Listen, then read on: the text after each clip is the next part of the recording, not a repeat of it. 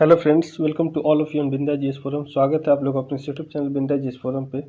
तो फ्रेंड्स, जो upcoming BTSC Bihar technical service commission के थ्रू जो दो मेजर एग्ज़ाम्स होने वाले हैं, एक इंस्ट्रक्टर जो बीटेक और डिप्लोमा, और दूसरा जो एग्ज़ाम है, एक बड़ा एग्ज़ाम है एएनएम का। ठीक है, तो दोनों एग्ज़ाम को एक साथ कैसे कंडक्ट कराएगा बीटीएससी, ठीक है, इसके लिए एक बहुत अच्छा गाइडलाइन और एक तरीके से फेयर एग्ज़ाम को लेके जो इनिशिएटिव है वो बहुत ही अच्छा है उन लोगों के लिए जो लोग अच्छे से एग्ज़ाम की तैयारी कर रहे हैं, और वैसे लोग सतर्क हो जाएं, और वैसे लोग सतर्क हो जाएं और सतर्कता बरते, इसलिए ताकि मैं पहले से ये अवगत करा देना चाहता हूं, क्योंकि बीटीएससी कल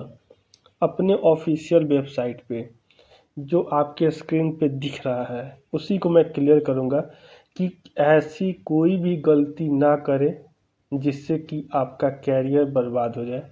क्योंकि इस बार बीटीएससी सरकार से बहुत ही ज़्यादा प्रेशराइज है, और बहुत सारे ऐसे जैसे अभी एक हफ्ता पहले ही है केस निकल के सामने आ चुका है, जो बीटीएससी के थ्रू मार्क्स बेसिस पे जो फिशरीज ऑफिसर के कैंडिडेट जो फर्जी पकड़े गए, जो कि कहीं ना कहीं से फर्जी मार्कशीट बनवाए थे एडिट करके। उनका उस कॉलेज में डेटा तो छोड़ दीजिए, एडिट किए हुए थे, सीधा सीधे पकड़े गए।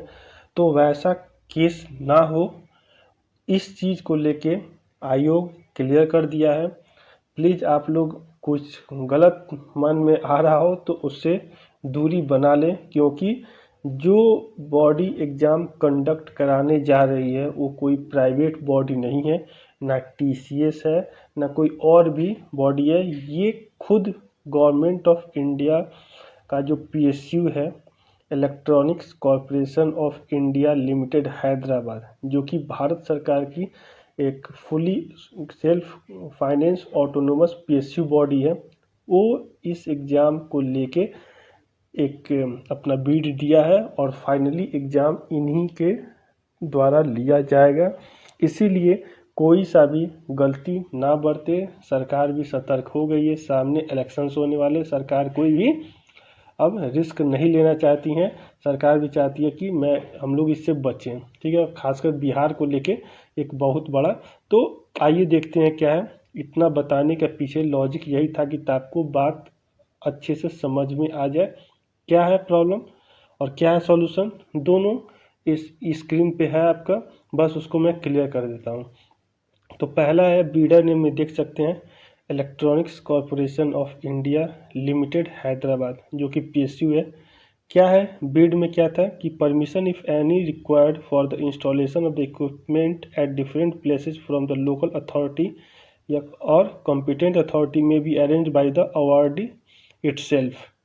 ठीक है, तो ये इंस्टॉलेशन को लेके जो कि सिस्टम, जैसे अभी तक एसएससी या और भी जो टीसीएस कंडक्ट, जो एक प्राइवेट बॉडी है, जहाँ से अभी तक कुछ हुआ नहीं था, लेकिन बिहार में जो ऑनलाइन से एग्ज़ाम हो रहे थे वहाँ पे बहुत ही ज़्यादा सेटिंग्स जो आप लोग कहते हैं, और एक तरीके से उसको कहे तो ये सरासर गलत है, एग्ज़ाम के प्रति उल्लंघन किया जा रहा था।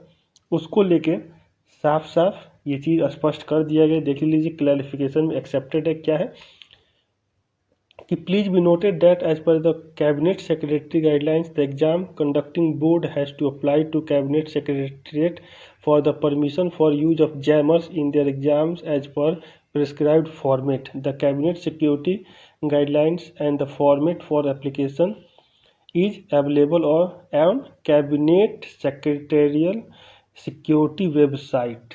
यानी कि ये जो पूरा ट्रैकिंग कैबिनेट सेक्रेटरी के माध्यम से किया जाएगा, वहाँ के सर्वर से किया जाएगा।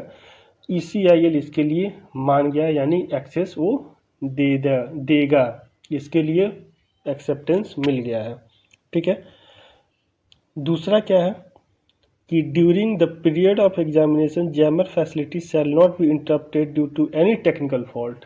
कुछ भी इंटरप्शन हो रहा है जैमर में या power failure ETC, and the agency shall take due care of proper function of jammer, ये पूरी रिस्पॉन्सिबिलिटी ECIL का होगा। ठीक है, वो पूरा इसका व्यवस्था होगा, कोई भी सब वहाँ पे DC सप्लाई नहीं, बैकअप जो होगा वो बैटरी से नहीं दिया जाएगा, AC सप्लाई होना चाहिए प्रॉपर। तो इसके लिए भी ECIL मान गया। ये देखिए accepted. Room jammer does not have any battery backup as it operates only on AC power supply. तो इससे आप लोग क्लियर हो गए होंगे। तो जो भी खेल होना होता है वो इसी समय होता है। लेकिन एक चीज़ और देख लीजिए क्या है, the provision of uninterrupted power supply for the jammers during the conduct of exam is the responsible of exam centre. मतलब कि जो भी अगर फेल्योर हो रहा है या जो भी इसके पीछे मतलब कि जो UPS अगर फेल हो जा रहा है तो ये रिस्पॉन्सिबिलिटी वहाँ पे जो एग्ज़ाम सेंटर है उसका होगा, और इसके लिए रिस्पॉन्सिबल ECIL होगा, क्योंकि वही उसका चुनाव किया गया है। क्योंकि बिड जो निकलता है, बिड जब वो आपको टेंडर मिल जाता है तो सारी रिस्पॉन्सिबिलिटी आपकी हो जाती है। तो ये ECIL इसमें खुद गवर्नमेंट का बॉडी है और सेंट्रलाइज बॉडी है। समझ जाने वाली कोई बात नहीं है, आप लोग बहुत समझदार है, समझ गए होंगे स्टेट और सेंटर का। ठीक है, यहाँ बताने वाली कोई बात नहीं है, आप लोग बहुत अच्छे हैं, समझ गए होंगे मैं क्या कहना चाहता हूँ। ठीक है, तो कतई नहीं होने वाला है। दूसरा है कि room jammers are confined generally to exam room hall for better jamming coverage due to limited transmitting power of 5 watt per frequency band. यानी कि लो फ्रिक्वेंसी बैंड, यानी जितने भी ब्लूटूथ, ये जितने भी कम्युनिकेशन डिवाइसेज हैं वो भी वहाँ पे काम नहीं करेगा। पहले होता था कि कुछ फ्रिक्वेंसी ऐसी होती थी जिससे सेटिंग हो जाता था, वो भी काम नहीं करेगा। However based on request of exam boards it can be deployed in toilets and bathroom too. साफ साफ कहा जा रहा है कि इसे बोर्ड के रिक्वेस्ट से कहाँ पे डिप्लॉय किया जाए, कहाँ पे रखा भी जाएगा, टॉयलेट और बाथरूम में भी, क्योंकि वहाँ से ज़्यादा सेटिंग्स होते हैं। लड़के 2 मिनट 4 मिनट का ऐसा नियम नहीं होता है, लेकिन किसी किसी सेंटर पर ऐसे देखने को मिला और वहाँ से ऐसा प्रॉब्लम्स हुआ जिससे कि बाथरूम में भी और टॉयलेट जहाँ पे भी हो वहाँ पे भी जैमर्स अवेलेबल होगा। तो एक चीज़ कंफर्म हो गया कि इस एग्ज़ाम में आइडियल तो नहीं कर सकते, लेकिन गवर्नमेंट अपने तरफ से एश्योर 99% हो गया कि कोई सा भी सावधानी बरतने से पीछे नहीं हटने वाला है। ठीक है, ऐसे कोई भी, जैसे कोई भी बॉडी जब एग्ज़ाम कंडक्ट करती है तो ऐसे अपने वेबसाइट पर शो नहीं करता है कि ऐसे ऐसे हो रहा है। SSC कराता है तो अपने वेबसाइट वो इंटरनली लोग ऐसे पता कर लेते हैं कि हाँ TCS ये करा, लेकिन BTSC अपने ऑफिशियल वेबसाइट पर अगर डाल रहा है तो ये सारा चीज़ क्लियर कर देना चाहता है कि एग्ज़ाम किस मोड में किस तरीके से होना चाहता है, कराना चाहता है। ठीक है, नेक्स्ट क्या है वो देख लेते हैं।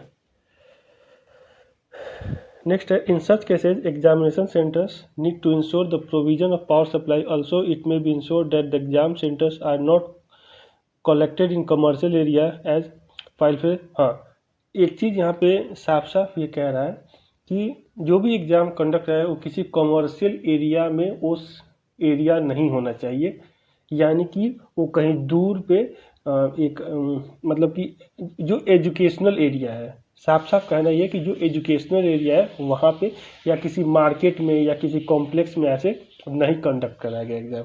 ठीक है, the agency shall ensure that there is no shortage of jammers of jamming and unwanted signals in any examination center during the exam center extra jammers minimum 10% buffer jammer। मतलब कि ये कि जैमर का कोई शॉर्टेज नहीं होना चाहिए और ये एक्सेप्टेड किया गया है 5% के टॉलरेंस पे। तो कहीं पे भी 100% का सिक्योरिटी कोई नहीं लेता है।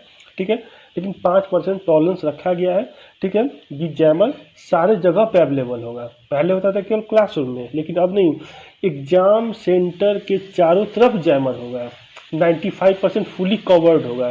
तो ये एक बहुत बड़ा अपडेट है और एडमिट कार्ड बहुत ही जल्द कल या परसों में इसका ऑफिशियल नोटिफिकेशन आ जाएगा और मे बी नेक्स्ट वीक से आपका एडमिट कार्ड भी डाउनलोड होगा। इसलिए आप लोग तैयारी अच्छे से करें आशा करता हूँ वीडियो पसंद आएगा तो ज़्यादा से ज़्यादा शेयर, लाइक, सब्सक्राइब, कमेंट करना ना भूलें।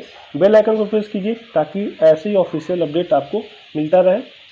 बेस्ट ऑफ लक सबको जो भी ITI इंस्ट्रक्टर के लिए एग्ज़ाम देने जा रहे हैं और ANM के लिए खासकर आप ये वीडियो जितने भी लोग हैं एक दूसरे को शेयर जरूर करेंगे, इंस्ट्रक्टर ANM दोनों को। ठीक है, थैंक यू।